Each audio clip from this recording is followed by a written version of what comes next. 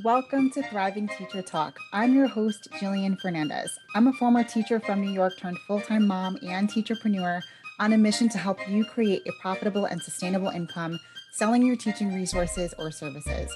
I'm here to make your life easier by giving you the best advice, trainings, and mindset shifts to grow your business, and most importantly, save you time and sanity.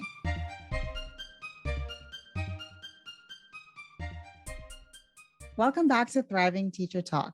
Today, I have the pleasure of interviewing Brianne Beebe, also known as Busy Miss Beebe. Brianne is a teacher productivity mentor focused on serving often overlooked secondary teachers. As a business owner, Brianne runs a Teachers Pay Teacher store, hosts a blog and a YouTube channel, and creates courses to help secondary teachers master their productivity. With all of this going on, she is also a full-time high school math teacher, wife, and mom to 2 under 4. So let's get into how she does all of this in her spare time. All right. So I'm so happy that you're here. Thank you for being here. This is Brianne. I wanted you to just tell me a little bit about your teacherpreneur journey and how you got started while being in the classroom full time, because I know that can be like a big struggle for a lot of people. Plus, you're a mom, like you have got a lot going on. So can you tell us a little bit about how you first got started?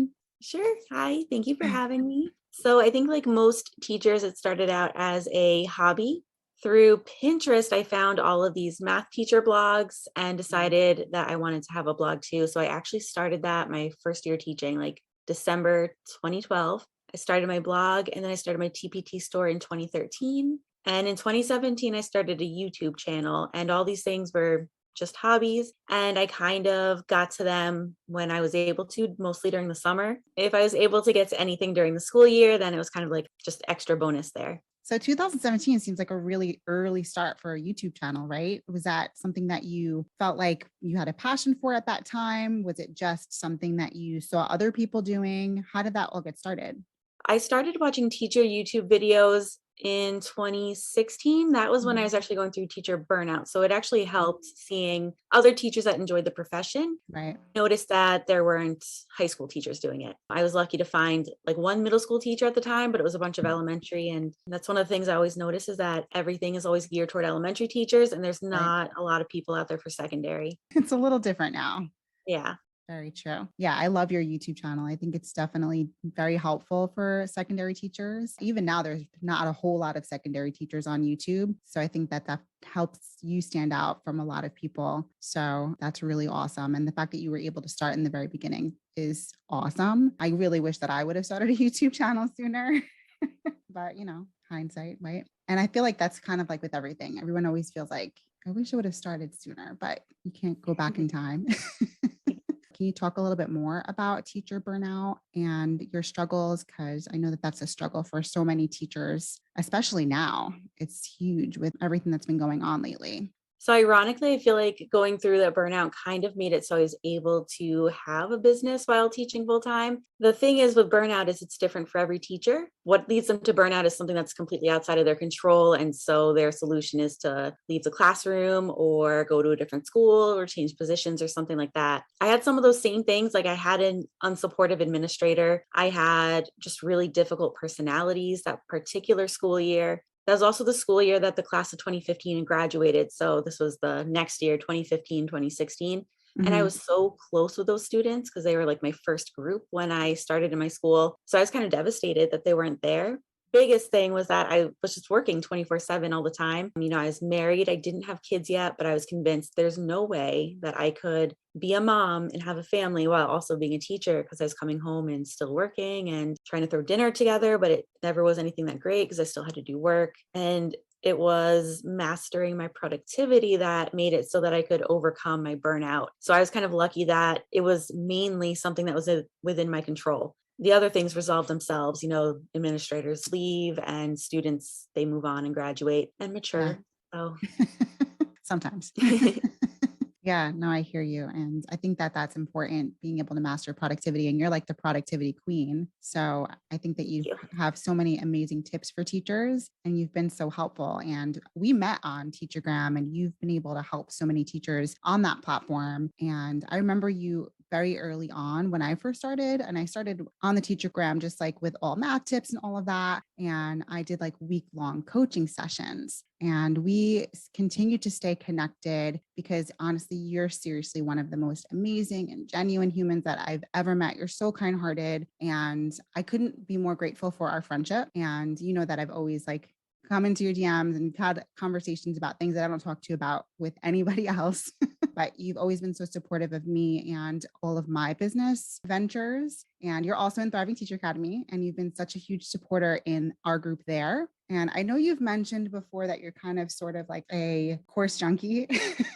Can you talk to us a little bit about what that is and how you keep up with taking so many courses and how that's helped you with becoming a teacherpreneur, growing as a teacherpreneur, and how's that like been an influence on helping your productivity and all of that as well? Yes. I don't know that I would like recommend taking all the courses. It's not totally necessary, but I really just like learning new things, and I really enjoy like diving into business and marketing strategy, and I'm always like thinking about it and pointing things out because I've just learned so much. So for me it was worth it. I wouldn't say that I actually really keep up with all of the courses, but Mhm. I've at least gone through most of them once. A lot of them are getting updated and whatnot since I started, but I know which course I need to go to when I need something. So it's Mhm. great because I have reference anytime I need it. So that's been super helpful. I know one thing when I was looking into other courses, because whenever one comes out, I'm always super interested in it. Mhm. And I like getting in on the first launch because you get so much more that way. You get the best price, you Right. get the updates, usually lifetime access. So it's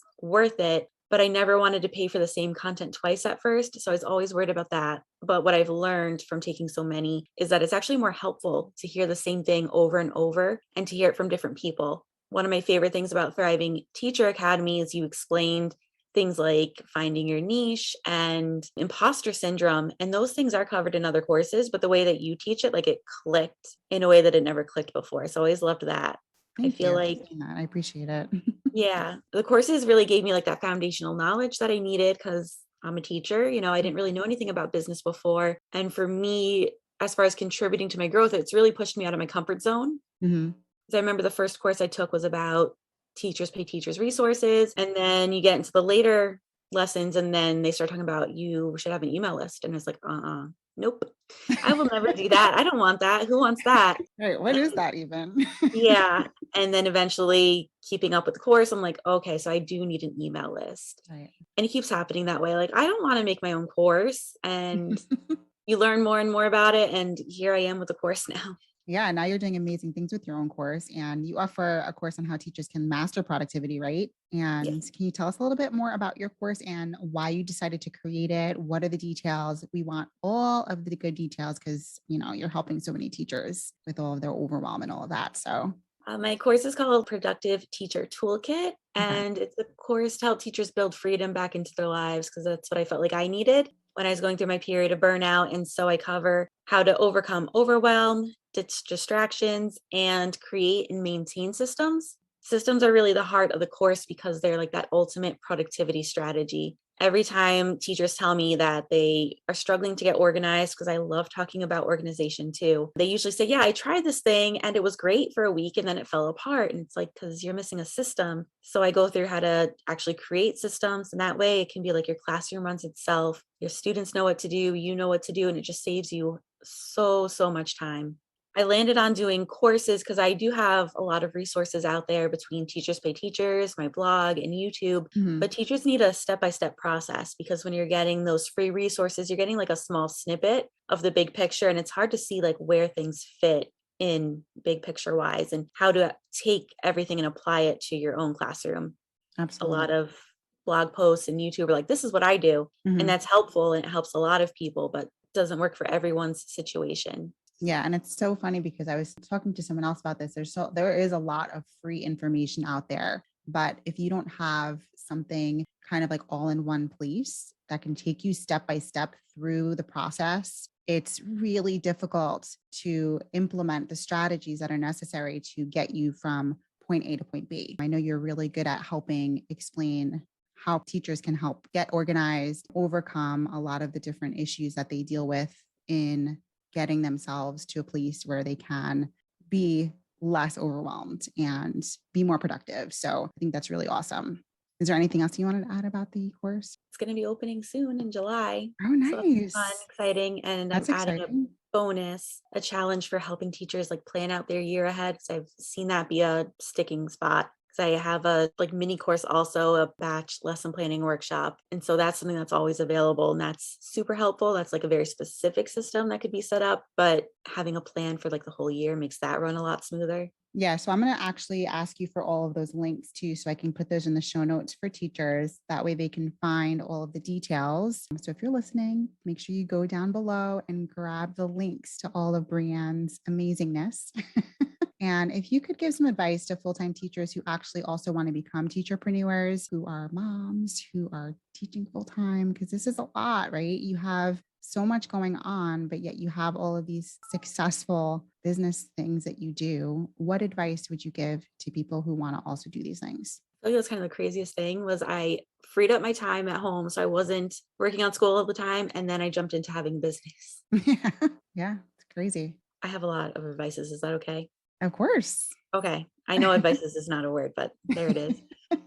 One thing that drives me nuts that I see people doing a lot in the Facebook groups for every course that I'm in is, asking for help, trying to pick a name, trying to pick a Yeah, logo. And one of the big pieces of advice that I'd say is just get started and make decisions and move on to the next thing, because teacherpreneurs will let those things stop them a lot of the time. right. And it's like the only thing worse than making the wrong decision is not making a decision at all. When you make a wrong decision, you can at least learn from it and know how to course correct. But Mhm. if you don't make a decision, you have not made any progress whatsoever. Yeah, those things can definitely keep you stuck. Just thinking about a name or your branding, those colors, right? All of those things, they seem like they're super important, but in the whole scheme of things, like I've rebranded 3 times. The last one, I didn't do it because I wanted to, but regardless, I still did. I had to, but it's not as important as it may seem. So, right, just get started and stop feeling so stuck. That's a great piece of advice. And those things you can change anytime, and it's not going to hurt your business. Mhm. When you move forward, then you end up getting a lot more clarity on what it is that you want to do and how you want to proceed. Absolutely. I think that's great advice. Another piece of advice is having a routine, but not a schedule. This is something that someone commented on one of my YouTube videos after I had a baby. And it's just helped so much, not trying to be like so rigid, like this needs to happen at this time, whether it's with the business or with the children. Just Mhm. having like a routine in place really helps. And another piece of advice is to have a plan for when you can work. So, like, plan ahead so that you can sit down to work and just get started and not have to sit there and wonder what to do. Yeah. I've Which, done to be that honest, sometimes where you kind of just sit at the computer, right? And yes, you stare into space, like, what am I actually doing here? So yes. having a plan for what to do is super important. The power hours are so helpful. You have to have a plan for your power hour. Cause I think that Yes. I've sat down before for a power hour and been like, I got nothing done for the whole entire hour. So This morning I thought it was the first of the month, and so that's what my data day when I go through all the data and just log everything, mhm, and that's not what today is. So then I just sat there for a minute like, what do I do? And did a couple little things, but don't really feel like I got much done because I right. didn't have a plan today. Yeah. You need a plan for sure. And then my last piece of advice, my favorite thing is to batch when you can, because that Mm, helps you get ahead my and favorite it thing too. saves you so much time. I love batching. So what kind of things do you particularly batch? Because like for me, I batch video content. For the most part, that's what I batch the most of is I'll batch my video content.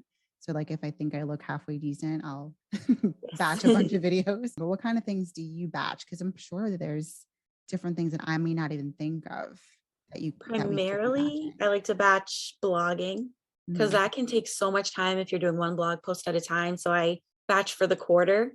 That Okay. used to be really impressive when I was blogging like twice a month, but now I do once a month. So when I say I'm blogging for the quarter, I'm only doing like 3. That's So great it's not though. as big as it used to be as I'm slowing down a little bit now that I have a baby. But I also like to batch social media content, which it depends on where that is on my priorities. Like this month, I have not batched. I barely put anything out, but that's okay. And then I like batching product creation. That one's a little bit trickier because it depends on the product that you're making. You might have to come up with like a specialized batching system each time. Do you batch like specific things for your products? Like, do you go in and batch covers and thumbnails and things like that, or just specific like products for product lines? Usually for product lines, like something specific. Like this past weekend, I updated all of my digital planners. So I batched that whole process and I was able to get them all done in a weekend. And that's something I've been dreading. Like it's going to take me forever. I don't want to do it. It held me back from selling them for a while. Yeah, batching is my best friend. Sometimes my worst enemy, but like you said, some of the things that you dread doing, but it's so worth it in the end. It's just getting everything done all at once. So thank you so much. Is there anything else you want to add at all? There's nothing that I can think of. All right. Well, thank you so much for being here, Brianne. I appreciate you so much as always. And where are the places that we can find you on social media, Instagram, YouTube, all of that, so that we can make sure that we can all be besties? My website's my main hub that was recently redone by Alexis from Laugh Eat Learn, and she does amazing work. So that's at busymissbeebe.com. And then you can find me on Instagram at Busy Miss Beebe. And if you search Busy Miss Beebe on YouTube, you can find my channel. I actually started another one recently, like just behind the scenes business stuff, just for fun. There's not much up there yet, and I just get to it when I can. There's that, and there's the main channel. Very awesome. All right. Well, thank you so much. And I loved this. I really appreciate you being here. And we're going to close out. So thank you for having me. Of course.